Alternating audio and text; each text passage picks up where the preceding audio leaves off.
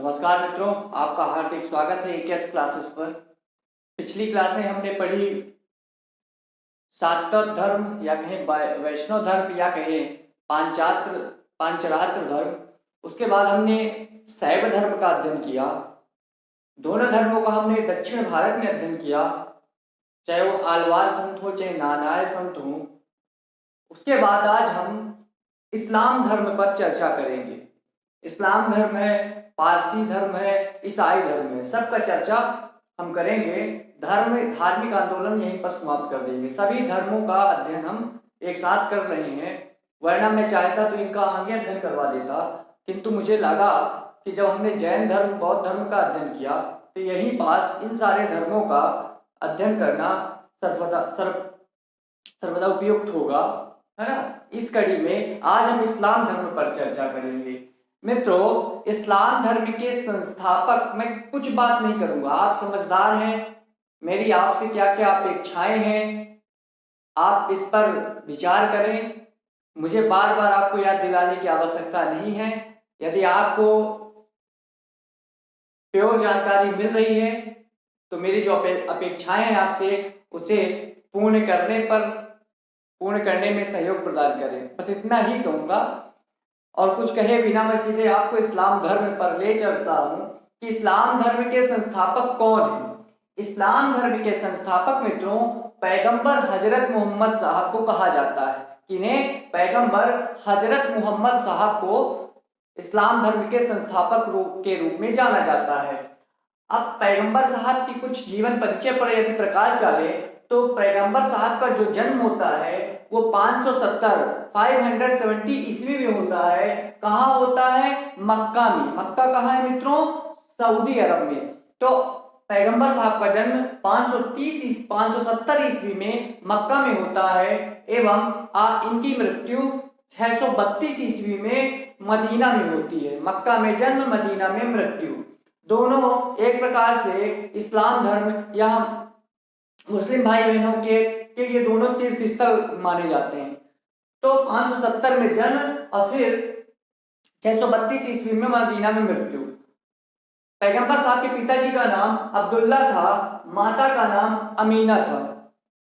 पैगंबर साहब की पत्नी का नाम खदीजा था, खदीजा। पैगंबर साहब का विवाह 25 वर्ष की आयु में हुआ था। किससे? खदीजा से। फिर पैगंबर साहब की पुत्री कौन हुई? फातिमा। फातिमा पुत्री थी। फातिमा का विवाह अली से होता है। इस प्रकार पैगंबर साहब के दामाद कौन होते हैं? अली। फिर अली एवं फातिमा से एक पुत्र प्राप्त होता है जिसका नाम हसन हुसैन था। इस प्रकार पैगंबर साहब का पोता हुआ कौन? हसन हुसैन। ठीक है। इसके बाद पैगंबर साहब को ज्ञान की प्राप्ति कहाँ होती है? वह स्थान क्या है? मक्का में। कहाँ प्राप्त होता है ज्ञान? मक्का में। मक्का में हीरा नामक गुफा में प्राप्त होता है पैगंबर साहब को ज्ञान। इसके बाद कुछ तथ्य हैं पैगंबर साहब से संबंधित, इस्लाम धर्म से संबंधित। पैगंबर मोहम्मद साहब की मूर्ति पूजा के विरोध करने पर, पैगंबर साहब का जन्म जब मक्का में होता है, कुछ समय उपरांत उन्होंने क्या किया? मक्का में मूर्ति पूजा का विरोध करना प्रारंभ कर दिया। अब मूर्ति पूजा के विरोध करने के क्रम में मक्का से पैगंबर साहब को निकाल दिया गया। जब पैगंबर साहब को मक्का से निकाल दिया गया तो 622 ईस्वी में, लगभग 22 से 23 सितंबर को 622 ईस्वी में मक्का से मदीना की ओर पैगंबर साहब प्रस्थान कर जाते हैं। मक्का से मदीना की ओर यात्रा प्रारंभ करने पर इसे क्या संज्ञा दी जाती है? हिजरत। हिजरत कहा गया है। हिजरत मतलब पैगंबर साहब द्वारा मक्का से मदीना की यात्रा प्रारंभ करना। एवं इसी दिन से, जिस दिन उन्होंने मक्का से मदीना जाना प्रारंभ किया, इसी दिन से इस्लामिक संवत अर्थात हिजरी संवत का प्रारंभ माना जाता है। आपसे प्रश्न पर पूछ सकता है कि हिजरी संवत का प्रारंभ कब हुआ? तो जब 622 ईस्वी में 23 सितंबर को पैगंबर साहब मक्का से मदीना जाते हैं तो हिजरी संवत का प्रारंभ वर्ष माना जाता है। मित्रों, इस्लाम धर्म का पवित्र ग्रंथ कुरान शरीफ है। कुरान शरीफ पवित्र ग्रंथ माना जाता है इस्लाम धर्म का। कुरान शरीफ पैगंबर साहब को प्राप्त कैसे हुई? तो मित्रों देवदूत जिब्राइल, जिब्राइल एक देवदूत था, है ना। तो जिब्राइल ने पैगंबर साहब को अरबी भाषा में कुरान शरीफ प्रदान करते हैं और कहते हैं कि इसे अल्लाह ने आपके लिए भेजा है। ठीक है, तो कौन प्रदान करता है? देवदूत जिब्राइल अरबी भाषा में कुरान शरीफ पैगंबर साहब को देते हैं। और जब यह प्रक्रिया होती है, कुरान का अवतरण होता है धरती पर, इस प्रकार इसे ईद उल फित्र कहा जाता है। ईद उल फित्र का मतलब होता है मीठी ईद के नाम से जाना जाता है और यह पर्व मनाया जाता है। क्यों मनाया जाता है मीठी ईद? क्योंकि इसी मीठी ईद के दिन ही अर्थात ईद उल फित्र के दिन ही कुरान शरीफ को देवदूत जिब्राइल ने पैगंबर साहब को अरबी भाषा में सौंपी थी। इसके बाद मोहम्मद साहब का जब जन्म होता है मक्का में 675 ईस्वी में, तो उनके जन्मोत्सव को किस रूप में मनाया जाता है? वह होता है ईद ए मिलाद उन नबी। ईद ए मिलाद उन नबी, तो ईद कहते हैं अपन, तो ईद के रूप में पैगंबर मोहम्मद साहब का जन्मोत्सव मनाया जाता है। ठीक है, इसके बाद अब जानते हैं इस्लाम धर्म भी, जैसे जैन धर्म दो पंथों में विभाजित हुआ, चाहे वो जैन धर्म दिगंबर जैन, श्वेतांबर जैन, और बौद्ध धर्म भी हीनयान महायान, उसी प्रकार इस्लाम धर्म भी दो वर्गों में विभाजित होता है, दो पंथों में, एक शिया और एक सुन्नी, ये दो बनते हैं। तो शिया जो थे मित्रों, ये अली की शिक्षा में विश्वास करते थे। शिया मुस्लिम समुदाय अली की शिक्षा में विश्वास करते हैं। अली कौन थे? अली पैगंबर साहब के दामाद थे। तो अली की शिक्षा में विश्वास कौन करते थे? शिया मुस्लिम समुदाय। ठीक है, एवं अली को मानते थे कि अली पैगंबर मोहम्मद साहब के न्याय सम्मत उत्तराधिकारी हैं। ये कौन मानता है? शिया समुदाय के मुस्लिम। ठीक है, अली की मित्रों, अली की 661 ईस्वी में हत्या कर दी जाती है। अली जी की, जो पैगंबर साहब के दामाद थे, इनकी भी हत्या 661 ईस्वी में कर दी जाती है। अब अली का पुत्र हसन हुसैन इनको उत्तराधिकारी बनाया जाता है। तो इस्लाम धर्म को बचाने के एक सबसे फेमस चीज है कि इस्लाम धर्म को बचाने हेतु एक खलीफा थे। क्या नाम था उनका? यजीद। क्या नाम था? यजीद।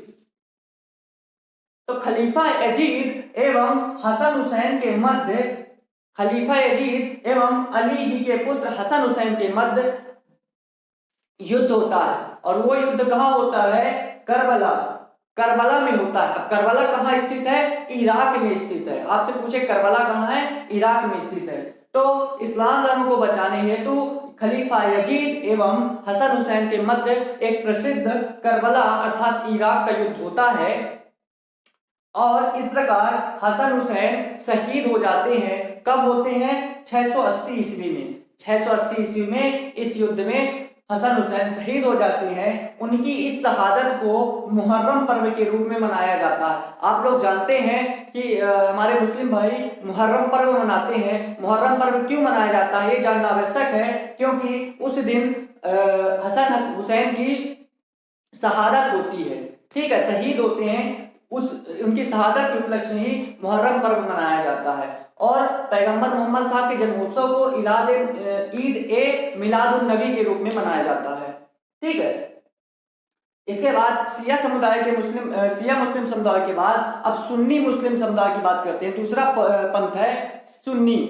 मित्रों, ये सुन्ना पर विश्वास करते हैं। सुन्ना क्या होता है?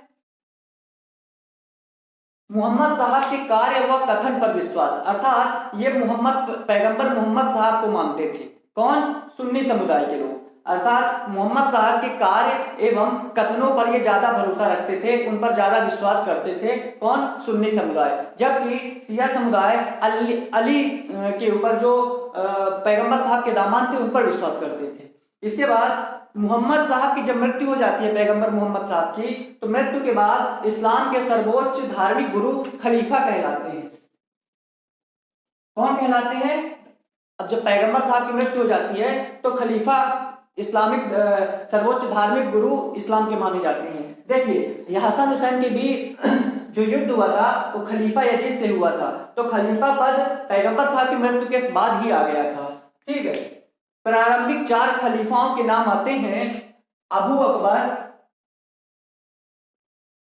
अबू अकबर, उमर, उस्मान एवं अली, ये चारों प्रारंभिक, पहले सबसे कौन बने? अबू बकर, फिर दूसरे उमर, तीसरे उस्मान, चौथे अली। इन चारों के काल में क्या हुआ? इस्लाम धर्म सर्वाधिक प्रगति करता है। इन चारों खलीफाओं के दौर में इस्लाम धर्म सर्वाधिक प्रगति करता है। महत्वपूर्ण बात मित्रों, 1924 में 1924 में खलीफा का पद समाप्त कर दिया जाता है, अर्थात उस जमाने उस दौर से लेकर 1924 तक खलीफा का पद रहा है। कितना बड़ा पद रहा होगा ये सोचिए, सोचने वाली बात है कि पैगंबर साहब के बाद खलीफा का पद आता है। खलीफा कौन थे? सर्वोच्च धार्मिक गुरु थे इस्लाम के। तो 1924 में खलीफा का पद समाप्त कर दिया जाता है। यह पद समाप्त कौन करता है?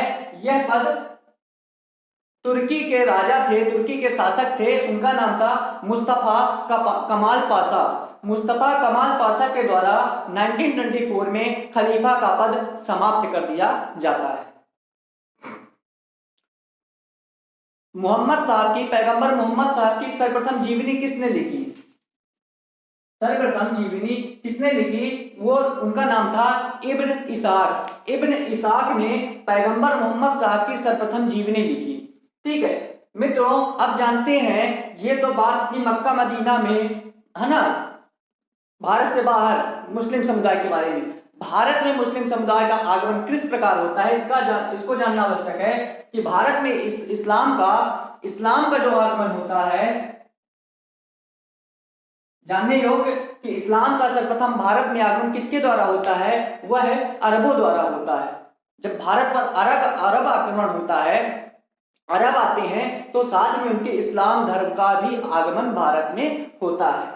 मित्रों, आपको ये डेट याद होगी, 712 ईस्वी। 712 ईस्वी, हालांकि 712 ईस्वी में अरबों की सिंध विजय होती है। क्या होती है? सिंध विजय कर देते हैं। अरब जो थे, अरबों, तो जब अरब आगमन होता है भारत में, तो सिंध विजय कौन कर जाता है? अरब। तो इस प्रकार भारत में सर्वप्रथम इस्लाम धर्म के रूप में आगमन हुआ भारत में किस प्रांत में? सिंध प्रांत में। ठीक है, अब इस युद्ध का वर्णन, इस सिंध विजय का वर्णन, या कहें इस्लाम धर्म के सर्वप्रथम आगमन का वर्णन कहाँ मिलता है? वो मिलता है चचनामा में। चचनामा में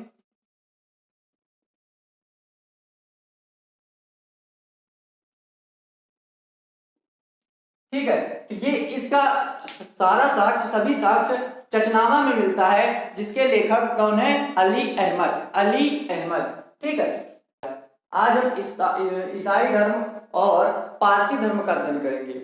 मित्रों, सर्वप्रथम आपसे व्यक्तिगत तौर पर मैं अनुरोध करता हूं कि आप वीडियो तो देखते हैं किंतु कंप्लीटली नहीं देखते हैं। तो हम्बली रिक्वेस्ट है आपसे कि वीडियो पूरी देखें, इसके बाद निष्कर्ष निकालें, कंक्लूजन पर जाएं कि ये वीडियो आपके लिए उपयुक्त है या। खैर, ये बातें चलती रहेंगी, आप समझदार हैं, आपको क्या करना है क्या नहीं करना है। मेरा तो रिक्वेस्ट ही है, अनुरोध ही रहेगा हमेशा आपसे तो हमारी लगातार अपेक्षाएं बढ़ती ही जाएगी। तो आज हम लेकर चलते हैं आपको ईसाई धर्म। ईसाई धर्म के बारे में मित्रों जितना लिखा है मोर देन सफिशिएंट है, इसके अलावा आपको नहीं पढ़ना है, नोट कर लीजिए इस चीज को। ईसाई धर्म के संस्थापक ईसा मसीह हैं। ईसा मसीह जी का जन्म कहाँ होता है? ये बैतलहम में होता है। बैतलहम कहाँ है? जेरूसलम में। इनका जन्मदिन जो था वो क्रिसमस था, और क्रिसमस का वर्तमान में जो त्योहार मनाया जाता, पर्व मनाया जाता है, वो ईसा मसीह जी के जन्म के ही अवसर पर मनाया जाता है। ईसा मसीह जी के पिता का नाम जोसेफ था, माता का नाम मेरी था। एवं ईसाई धर्म का यदि कोई पवित्र ग्रंथ है वह है बाइबिल। ईसाई धर्म का पवित्र चिन्ह मित्रों क्रॉस माना जाता है। एवं ईसा मसीह जी के जो प्रथम 2 शिष्य बनते हैं उनका नाम होता है एंड्स एवं पीटर। मित्रों, ईसा मसीह जी 30 वर्ष नाजरेत में बढ़ई के रूप में काम करते हैं। ईसा मसीह 30 वर्ष नाजरेत में बढ़ई के रूप में काम करते हैं, ये बिल्कुल याद रख लीजिएगा। इसके बाद ईसा मसीह को सूली पर लटकाया जाता है, उन्हें फांसी दे दी जाती है। कब दी जाती है? 33 ईस्वी में, 33 ईस्वी में। कौन देता है? ये रोमन गवर्नर होता है, उसका नाम होता है पोंटियस। पोंटियस ने, ये रोमन गवर्नर था, ईसा मसीह जी को 33 ईस्वी में सूली पर चढ़वाया था। ईसा मसीह जी की मृत्यु एवं पुनर्जन्म को क्या संज्ञा दी जाती है? मैं जन्मदिन की बात नहीं कर रहा हूं, जन्म दिवस उनका क्रिसमस मनाया जाता है, लेकिन उनकी मृत्यु एवं पुनर्जन्म भी कहा जाता है, हुआ है या होगा, तो पुनर्जन्म एवं मृत्यु की संज्ञा उनको ईस्टर के रूप में दी जाती है। ईस्टर क्या है? ईस्टर ईसा मसीह जी की मृत्यु एवं पुनर्जन्म की संज्ञा है। ईसाई धर्म के जो उपासना स्थल होते हैं मित्रों, उन्हें चर्च कहा जाता है, गिरजाघर भी इनको कहते हैं। हिंदी में गिरजाघर एवं चर्च भी कहा जाता है। चर्चों की जो निर्माण शैली होती है मित्रों ईसाई धर्म में, वो गोथिक होती है। आपसे यदि पूछे, मान लीजिए मेंस में पूछ लिया गोथिक शब्द आ गया, तो आप लिखेंगे गोथिक जो होता है ये ईसाई धर्म में चर्चों की निर्माण शैली होती है। इसके बाद आप एक उदाहरण भी लिख सकते हैं। उदाहरण के तौर पर गोथिक शैली में बना चर्च नॉट्रे-डेम चर्च है, जो पेरिस में स्थित है। नॉट्रे-डेम चर्च जो पेरिस में स्थित है, तो ये आप 3 नंबर में लिख भी सकते हैं। और वस्तुनिष्ठ में भी पूछ सकता है कि गोथिक क्या है, तो आप लिखेंगे ये चर्च निर्माण शैली है। इसके बाद सबसे बड़ा ईसाई धर्म में धार्मिक नेता कौन होता है? वो होता है पोप। कौन होता है? पोप होता है। ठीक है मित्रों, भारत में प्रोटेस्टेंट धर्म का जो आगमन होता है, प्रोटेस्टेंट धर्म का आगमन भारत में मित्रों ये 1706 ईस्वी में होता है। कब होता है? 1706 ईस्वी में। इसके बाद पोप के कार्यकाल को क्या कहते हैं? टाइम पीरियड किसका? पोप का। क्या कहते हैं? उसे पॉपेसी कहते हैं। क्या कहते हैं? पॉपेसी कहते हैं। मित्रों मैंने बताया ईसाई धर्म का पवित्र ग्रंथ बाइबिल है। बाइबिल के 2 भाग होते हैं। पूछा करता है ओल्ड टेस्टामेंट एवं न्यू टेस्टामेंट। ओल्ड टेस्टामेंट एवं न्यू टेस्टामेंट, ये हो गए बाइबिल के 2 भाग।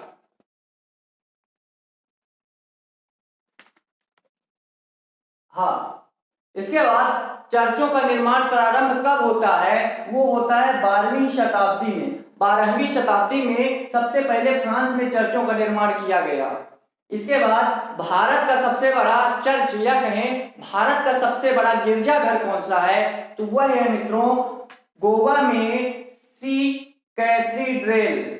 सी कैथीड्रल ये गोवा में भारत का सबसे बड़ा गिरजाघर माना जाता है। लेकिन बात की जाए यदि विश्व का सबसे बड़ा चर्च या गिरजाघर, वो है वेटिकन सिटी में। वेटिकन सिटी में उसका नाम क्या है? वो है basilica of Saint Peter's. Basilica of Saint Peter's दुनिया का सबसे बड़ा गिरजाघर या कहें चर्च माना जाता है। ये हो गई बात ईसाई धर्म की। इतना ही पढ़ना है अपने को। पारसी धर्म थोड़ा सा देख लेते हैं। पारसी धर्म के प्रवर्तक जो है मित्रों वो जरथुष्ट्र को माना जाता है। किसे?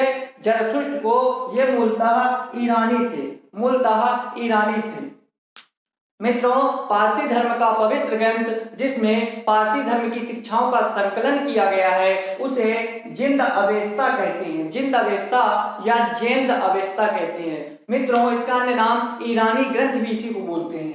ईरानी ग्रंथ भी इसी को बोलते हैं, जिंद अवेस्ता को। जिंद अवेस्ता पारसी धर्म का प्रमुख धार्मिक ग्रंथ है मित्रों।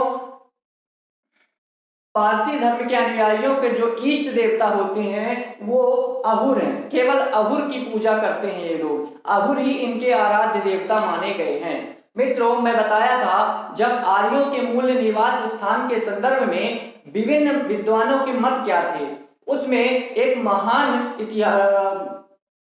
आते हैं। क्या नाम उनका? महान विद्वान मैक्स मूलर। मैक्स मूलर ने भारतीय वेद, ऋग्वेद एवं ईरानी ग्रंथ जिंद अवेस्ता में तुलना किया था। शाब्दिक अर्थ के रूप में तुलना किए थे, क्योंकि ऋग्वेद में जो देवी देवता थे वो उनके थोड़ा सा शब्दों में परिवर्तन करके जिंद अवेस्ता में भी मिलान खाते थे। अर्थात जैसे वायु देवता ऋग्वेद में थे तो जिंद अवेस्ता में वायु देवता को वायु कहा गया है ना। वरुण देवता को अहुर मजदा की संज्ञा दी गई है जिंद अवस्था में। तो ये सारी चीजों का तुलना करके ही मैक्स मूलर ने अपना मत दिया था। तो पारसी धर्म के अनुयायी क्या कहलाते हैं, ये महत्वपूर्ण है। पारसी धर्म के अनुयायियों को अग्नि पूजक कहा जाता है। क्या कहा जाता है? अग्नि पूजक। आपसे पूछ सकता है कि अग्नि पूजक किस धर्म के अनुयायियों को कहा जाता है? वो है पारसी धर्म। ये हो गया हमारा पारसी धर्म। इतना ही पढ़ना था अपन को, इसके अलावा नहीं पढ़ना। अब जैन धर्म बौद्ध धर्म जब पढ़ा रहा था कुछ तथ्य छूट गए थे, उनको मैं यहाँ पर लिख दिया हूँ। क्या पता किसी भी वनडे एग्जाम में या तो मेंस में लिखने के लिए आ जाए। जैसे क्षणिकवाद का सिद्धांत और नैरात्मवाद का सिद्धांत, ये दोनों बौद्ध धर्म के सिद्धांत है मित्रों। कौन? क्षणिकवाद और नैरात्मवाद। क्षणिकवाद को क्षणभंगुरवाद भी कहते हैं। क्षण, इस सिद्धांत के अनुसार प्रत्येक संसार की प्रत्येक वस्तु कुछ क्षण के लिए ही रह सकती है, अर्थात क्षणभंगुर है, यह अनादिकाल तक नहीं रह सकती है। क्योंकि मित्रों कोई भी पदार्थ एक क्षण से अधिक नहीं रह सकता, कोई भी पदार्थ एक क्षण से अधिक नहीं रह सकता। यह सिद्धांत कहता है क्षणिकवाद। कौन सा सिद्धांत कहता है? क्षणिकवाद का सिद्धांत। ठीक है। क्षणिकवाद के सिद्धांत के अंतर्गत यह भी कहा जाता है कि किसी भी वस्तु की उत्पत्ति, स्थिति एवं विनाश, किसी भी वस्तु की उत्पत्ति, स्थिति एवं विनाश तीनों एक ही क्षण में होते हैं। ये मत देता है बौद्ध धर्म का सिद्धांत, क्षणिकवाद का सिद्धांत या कहें क्षणभंगुर का सिद्धांत। दूसरा है नैरात्मवाद का सिद्धांत। इसका एक दूसरा नाम है अनात्मवाद का सिद्धांत, अर्थात आत्मा की परिकल्पना नहीं। ठीक है, इसे नैरात्मवाद का सिद्धांत कहते हैं। मित्रों ये नैरात्मवाद सिद्धांत के अनुसार ये अजर, अमर, शाश्वत आत्मा पर विश्वास नहीं रखते हैं। अजर मतलब वृद्ध और अमर मतलब जो इस आवागमन के चक्र से मुक्त हो, ऐसी आत्मा पर विश्वास नहीं रखते हैं। ठीक है, ये कहलाता है नैरात्मवाद का सिद्धांत या कहें अनात्मवाद का सिद्धांत। इसके बाद निगाली सागर आता है मित्रों। निगाली सागर प्रमुख बौद्ध तीर्थ स्थल माना जाता है। निगाली सागर प्रमुख बौद्ध तीर्थ स्थल माना जाता है।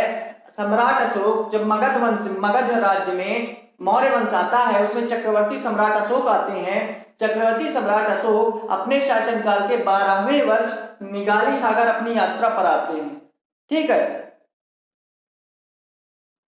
निगाली सागर में ही मित्रों सम्राट अशोक ने कनक मुनि के स्तूप का संवर्धन करवाया था। कनक मुनि के स्तूप का संवर्धन सम्राट अशोक ने निगाली सागर में करवाया था। अब जान लेते हैं उलूक कणाद के बारे में। इनको इसलिए यहाँ पर लिखा गया है क्योंकि इनका संबंध 6ठी शताब्दी ईसा पूर्व में ही है। मित्रों उलूक कणाद को वैशेषिक दर्शन के संस्थापक के रूप में जाना जाता है। वैशेषिक संस्थापक के जनक कौन है? वो उलूक कणाद है। मित्रों वैशेषिक दर्शन में लिखा क्या है? वैशेषिक दर्शन में लिखा है कि विश्व की समस्त वस्तुएं अणु से निर्मित हैं। ऐसी बात करता है वैशेषिक दर्शन। वैशेषिक दर्शन में कहा गया कि विश्व की समस्त वस्तुएं अणु से निर्मित है। ये बतलाता है हमें वैशेषिक दर्शन।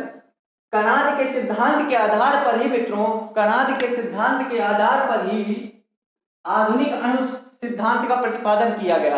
कणाद के सिद्धांत के आधार पर ही आधुनिक अणु सिद्धांत का प्रतिपादन किया गया था। अब एक शब्द आता है लोकायत। लोकायत मित्रों एक भौतिकवादी दर्शन है। क्या है? भौतिकवादी दर्शन है। इसके प्रवर्तक चार्वाक को माना जाता है। चार्वाक को लोकायत का प्रवर्तक माना जाता है। लोकायत का जो शाब्दिक अर्थ होता है वो सामान्य लोगों से प्राप्त विचार होता है।